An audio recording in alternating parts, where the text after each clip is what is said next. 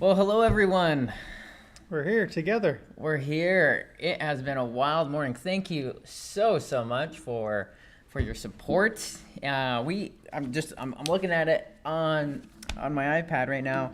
Currently at 307,000 Canadian dollars and over 2,500 backers. That is incredible. What an awesome ride, Nathan. I mean, I don't really know what to say about that number. I didn't come in kind of expecting anything, and it's been funny to watch Brendan be on pins and needles. Freaking out. Sometimes really excited, sometimes really worried. Yeah, it's wild. 300,000 exceeds any possible expectation I could have had. So I'm super impressed and honored that people are excited about this game that we're working on. Yeah, it's sweet.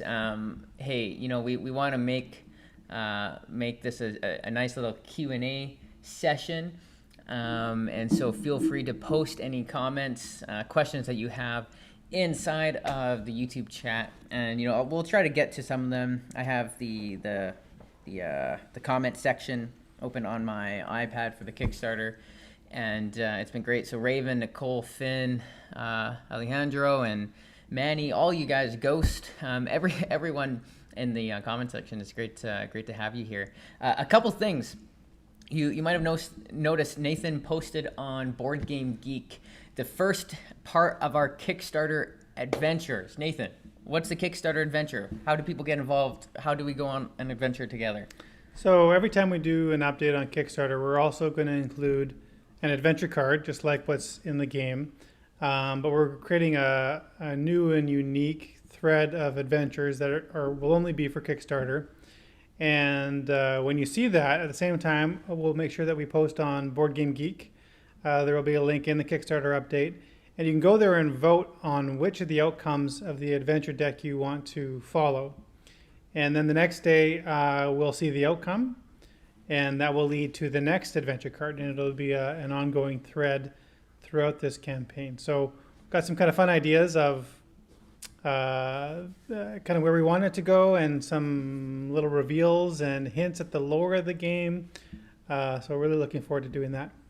Yeah, it's it really, besides just being kind of a fun activity for us to do during the campaign, that's it. We want to explain the lore and the world a little bit more.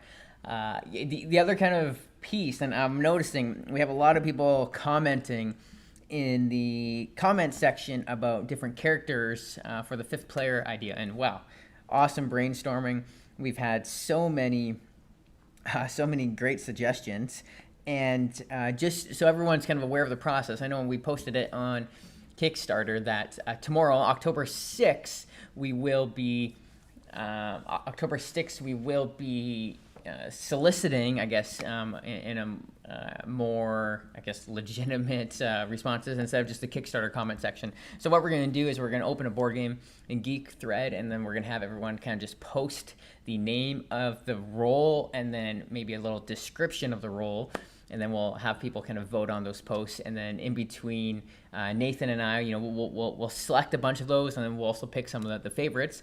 And then a couple days after, we'll have a more formal poll on Board Game Geek where we take some of those top brainstorm sessions, and then we'll put them up there. So hey, yeah, keep them coming in the comment section, but just know that with tomorrow, we're going to have like a more kind of official post about that. What else we got, Nathan? Do we have any questions in the chats? Lots of congratulations, which I appreciate. I mean, I don't have anything kind of further to add the original comment. I mean, I'm speechless at the level of support. So everybody out there saying congratulations. All I have to say is thank you guys for your passion and enthusiasm for this. Yeah, a couple of people have been wondering about add-ons and stretch goals. So let me kind of tackle those.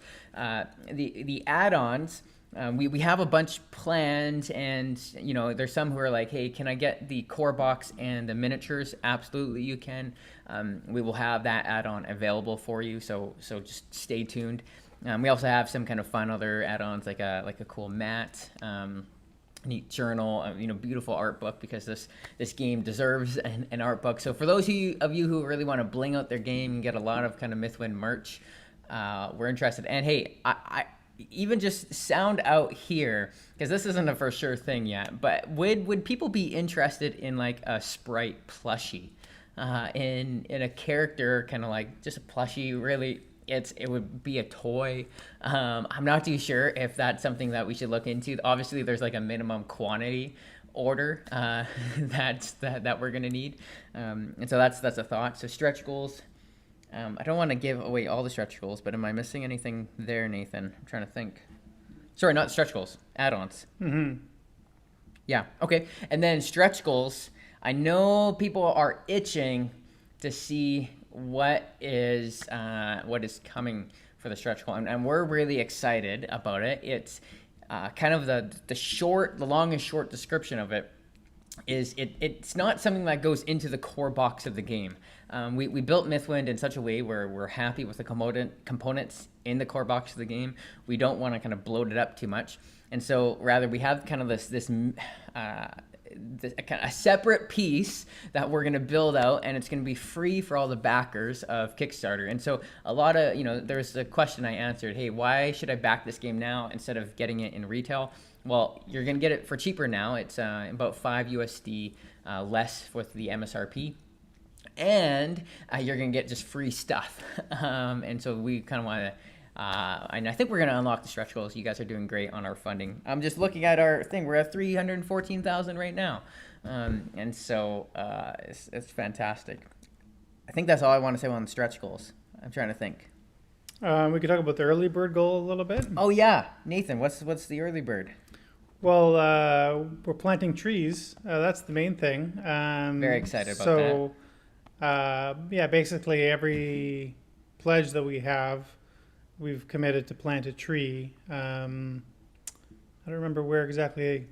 It's everyone who backs a game. So unfortunately, $1 pledges right now do not plant a tree, but we will plant a tree if that $1 pledge converts anytime. So either now or post Kickstarter, because we have your backer number. So it's everyone who actually backs the game. For every tree or for every game sold, we'll plant a tree. And that goes for the event pack as well, where if you back the game, you'll be eligible to get the extra pack, which will be just additional story. Yeah, additional kind of story pack. Mm-hmm. And if you're wondering, the story pack, the event card promo, that won't be sold after the pledge manager, so it's not going in the store, it's not going to go on our website. If we have any leftover, we'll use it for freebies, maybe promos. And if you missed the 72-hour early bird pledge, you will be able to pick it up as an add-on. It won't be super crazy expensive, but hey, for all you 72 hours, and there's 2,600 of you, thank you, and you got some free stuff. Nathan, I'm seeing some questions here about the narrative and the story. What was the inspiration for the Mythwind world? That's Ali T and Alejandro. I think that's how I pronounce your name. Alejandro, can you tell us something about the narrative? I'm going to hand it off to the narrative master here. I'm also going to tie in Manny's question there. He's asked several times about who built the tower. Oh, yes. You're going to have to play through the narrative to find that out. Secret mystery. Exactly. But what's the inspiration? I don't know if there's one exactly. The premise, obviously, it was over a year ago. Brendan came to me and said, I have this notion for a game that you can kind of keep playing and is relaxing and has kind of a Stardew Valley vibe or an Animal Crossing vibe. And he asked me to come up with like a whole history and a story. That was the whole pitch. To how we could get there, kind of a thing.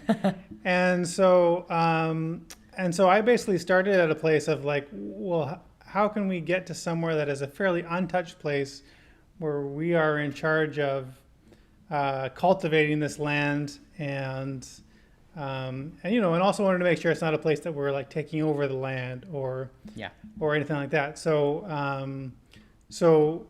I can't remember exactly kind of how sprites became a part of it, but they were the sort of the original custodians and they wanted help and they invited us in. and we get to work together with them in this game. And I happen to be watching and reading a lot about the Old West at the time, and so that kind of time in history kind of made sense to me, as far as like an era of technology. That sort of manual labor aspect of it really felt like it tied into caring for the land that you're working on. And so there is a whole, obviously, magical quality to the game that there's a whole backstory to. And I don't want to say too much about that because the mystery and the unveiling of that mystery is part of what's fun about the story to me. And in fact, I think there's definitely going to be backstory that doesn't even get unveiled in the narrative. It's sort of just there for us to kind of frame the whole thing. And maybe there's opportunities in later expansions to continue to dole out some of that backstory that exists. Yeah, it's neat because there's this world that we have. Nathan's kind of constructed a pretty rich foundation for stories to be built upon, and we're excited about those stories. The tower is a good example of something that hints at people who were there before, and that there obviously is a story that exists before you were starting your story in the valley. And so we hope that it feels like as you play, you're discovering some of the history of the place you're in. Yeah. We had a comment up here from Lucas just about VAT. And I don't know if you noticed this, but I've actually included a little description in every pledge.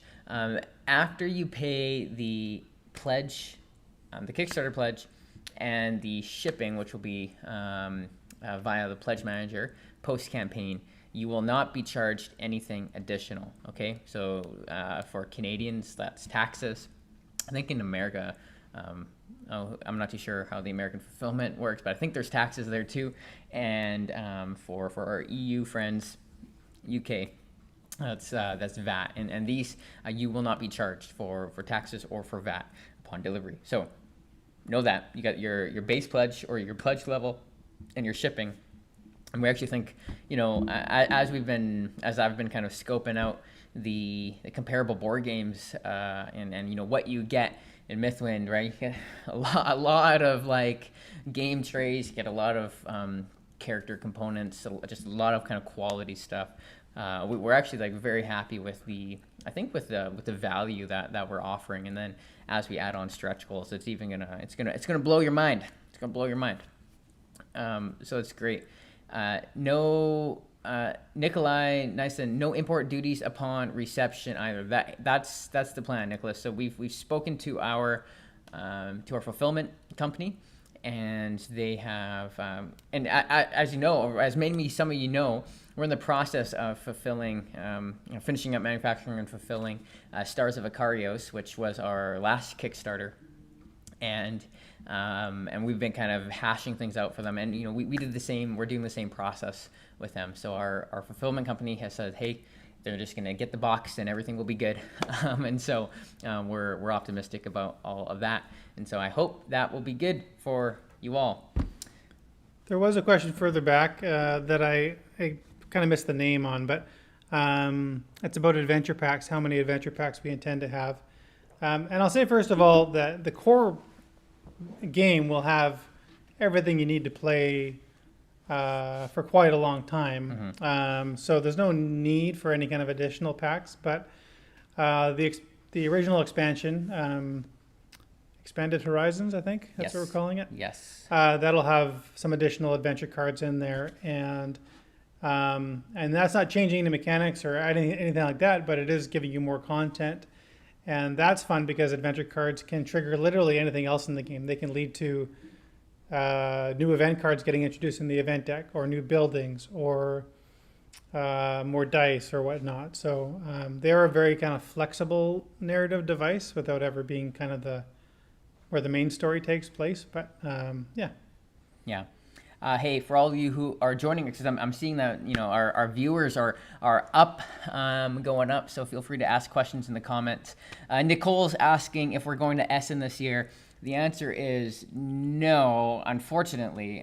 Some of that's COVID logistics, and a lot of that is it's been a wild season in between Stars of Icarios and Mythwind getting that ready. And so there's some need for internal time off in the near future. And the plan, my hope, is for next year, 2022, to be hitting up multiple conventions. So I want to go to Essen, want to go to Origins or Gen Con or maybe both, and then potentially PAX Unplugged. Those are like the big ones in my mind, and it'll be fun because we'll be able to demo Stars of Icarios, we'll be able to demo Mythwind, and potentially, who knows, maybe another future project. And so really excited. Next year, sorry that we won't be able to be seeing you right now. I'm just scrolling down here. Lucas says you are awesome. No, Lucas, you are awesome. Raven Goodwin, hey, thanks for being here, Raven, has a question. Will there be one box to hold everything? Currently, we haven't planned on that. I'm not too sure of the logistics, just because some of the base tray kind of box stuff for the main game and the expansion are being designed. I'm not too sure on the logistics of actually combining everything into the current core box. Not sure. I believe and I hope Mythwind's, we're optimistic and hopeful that Mythwind's going to have a nice long future. And if that's the case, we want to be releasing more characters in the future, different kind of cool gameplay elements, whatever it may be.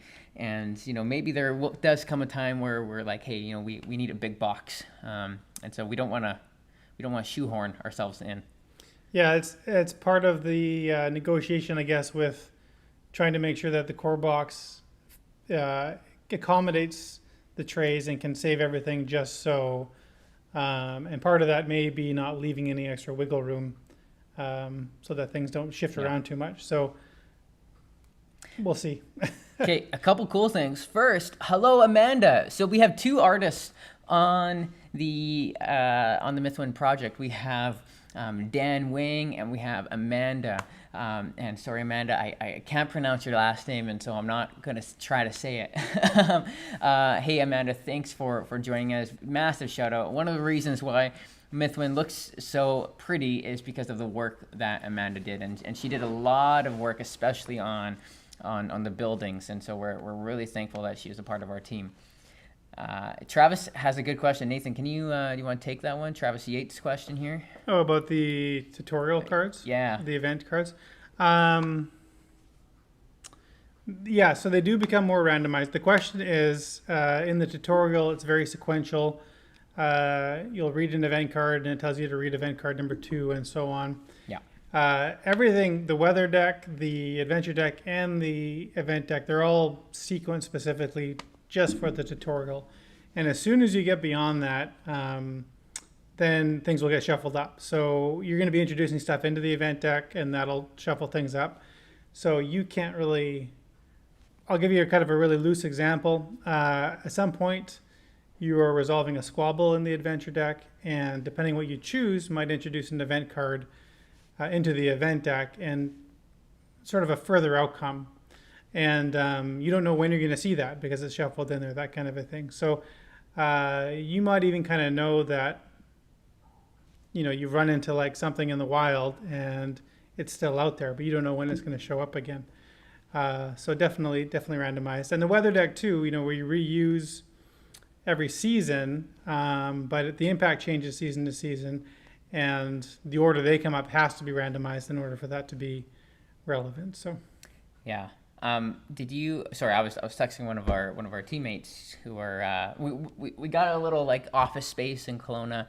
We're gonna have lunch together as a team to celebrate Mythwind launch, and so that's why we're together. In case you're wondering, so I was just texting one of our teammates. Correct me if stop me if you were saying this, but the structure of our story and our events. Did you talk about trunk and branches? No, not really. So. That's part of the reason why the event deck is regularly getting changed. There'll be kind of a main narrative that we refer to internally as the trunk, and there'll be these branches that come off of it. Yeah. And that's part of the reason why the game will be replayable. Like you're never going to get all of those narratives in every game because sometimes one choice will lead to one branch, which excludes the other branch, if that makes sense. And as you shuffle these story elements in, it's, you're shuffling this, so it changes the order when they come up.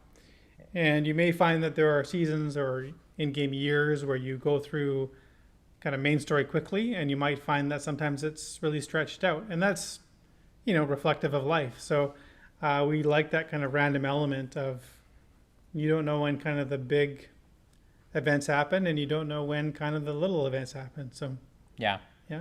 One of my favorite things about the event cards is that, and this was, I was of the mindset, every time we draw an event card, we should make a choice, right? Do this or do this. And that's how we've kind of structured our adventure cards. And it's really neat. When you go on an adventure, you should be making a choice to how you want to adventure. But Nathan, you had this idea a while back about the event cards actually reflecting choices that you already made. And so the first card after the tutorial, and I love showing people it, it has, there's some story, and then there's this kind of condition at the bottom. It says, if your production is greater than your culture, add in cards 22 to 24. And if your culture is greater than your production, add in cards 24 to, or 25 to 26. And that's the type of, I guess, organic storytelling that happens in Mythwind, because the story actually reflects how you are building up the town. And so if you're choosing to be like, heavy on production, heavy on kind of getting a lot of workers so that you're like really efficient and all that stuff, then your story is going to reflect that. And that's really neat. I love that idea. Okay, we have a couple more questions here. I think Allie's question is a good one. Allie T, any chance your other game, Stars of Akarios, would be listed as an add-on for the Mythwind campaign at some point? The answer is no. I don't think so. No. Go on to starsofakarios.com and pre-order it today. Actually, I got a notification. I get a little ding every time someone orders it. So I did like 2 people order it this morning during the Mythwind campaign, which I thought was kind of fun. And so that's a big old box campaign game. It's so different than Mythwind. It's fascinating. And Nicole had another good question here. Is the fulfillment date of December 22 taking into account all shipping issues? So let's talk about shipping right now. There's the first issue with shipping is that prices have increased 5 times ish from a year ago, right? Instead of it being $5,000 US for a container from China to the States, it's now about $25,000 to $30,000. So that's a cost issue. It's not a time issue. It's just a cost issue. And then there's the time issue where I think I read an article. Our logistics guy Ray sent an email around saying that there's like 70 boats off the port of Los Angeles or something just waiting to be unloaded. That's the main issue, where there's an extra month or couple of weeks of, and we actually have some games hanging out in port right now for one of our titles, No Escape, and they're just chilling there. And it's not that they're not made, and it's not that the people aren't working. It's just this backlog from malls. It's so many things, right? It's COVID, but then it's because everyone's at home instead of spending money eating out or traveling. They spend money buying things, so increased demand, and then supplies catching up, and then it's this mess of thing. And now we're in Christmas season, and so it's a reality. And to answer your question, Nicole, there's a big question mark around the state of shipping next holiday season. And so that's to answer your question without answering your question. We obviously hope that things will be more certain by next fall, so we can at least make more clear estimates on timelines and so on. Yeah, and if you've followed the Akarios campaign at all, you'll know that we're very transparent and open with communication. It's not gonna be a last minute, oh shoot, where is this coming from? No. After the campaign, we do typically at least once a month updates, very detailed on what we're doing, and we try to be as active and open to comments during always, right? Facebook, Discord, all that different stuff. Okay, we got Mr. Kid Tendo 64. has a bunch of different questions. What's this first one? Hi, was curious if there was any chance we could see a challenge pack stretch goal in the future, where there were special goals that would have to be completed within a certain amount of time. Ooh, interesting. Well, I'm not sure if that means like within the Kickstarter campaign itself, we have to hit certain goals within the campaign. I think they're speaking about the actual game. Well, in game, I mean, the goals that we do have are time sensitive, and that you have to complete them within a season, and so there is a time limit attached to them.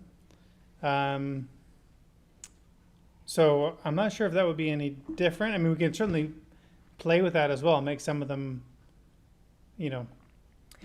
40 days or something like that. And I mean, there's always kind of room to bend the parameters. Yeah, and some of the specific character achievements are, I guess, time specific. I'm thinking of one of the farmer achievements. I think it's like plant 4 crops in 1 day. I know, and it's not exactly what you're speaking about, but it is like this thing where, okay, in order to do it, a lot of different actions have to kind of fall into place on that day. And so, that's cool. And then also we are, with kind of the expansion, we add on more and different goals and challenges. And so, we're open to that design space. And then also with the stretch goal, we've been kind of thinking through some stuff, but maybe we'll save that for a later thing. Let's jump on ahead. So, but hey, great question. Scaz or Skaz. Is it a hard A or a soft A? How complex will it be to restart the whole game at some point? Not complex at all. I mean, if you just want to go right back to the beginning, you really just need to kind of clear off the town board and whatever characters you're playing with, and start over. And if you know the game, you don't even need to start at the tutorial. You can just get right into playing the game. So quite easy, I would say. Yeah, it's gonna be a quick setup and save section. If you want to do the tutorial again, you'd have to order the cards, but again, that's basically 12 cards or so in the event deck that you have to, and they're numbered, so it's pretty easy to do as well. Yeah. Yeah, exactly. Hey, so I don't want to, Nathan and I, we have to run. We're coming up on our half hour, but there's the one question, and that's Travis's that I want to kind of leave off on. Game says 14 plus, but the reviewer said it might be good for younger players. Is it 14 plus recommendation due to complexity, maturity of content? So actually neither of those things. I've been telling people if people, families play Everdale, Wingspan, Lords of Waterdeep, those types of games, you're going to be absolutely fine with Mythwind. The 14 plus has to do more with like Amazon and potential weird stuff that happens with retail. If it's an EU just changed their law from 12 plus to 13 or 14 plus recently. Anything under 14 plus is actually considered a toy, and to sell a toy, you have to go through a ton of certification, which is a nightmare. And so you'll see that in most hobby games where they would rather just avoid that song and dance. I think Hasbro doesn't mind aging their games that way. When you're printing 100,000 units, it's fine. Yeah. Hey, well, thanks everyone for joining us. Great to have you with us on the campaign. We're going to be around the chat on Kickstarter, Discord, Facebook. Hit us up there. And hey, make sure to go to Board Game Geek, give us a like, subscribe there. We want to shoot up to the hot list, the top 10. Let's go top 1. Why not top 1? Might as well, right? Why not? Why not? Cool. All right, everyone, take care.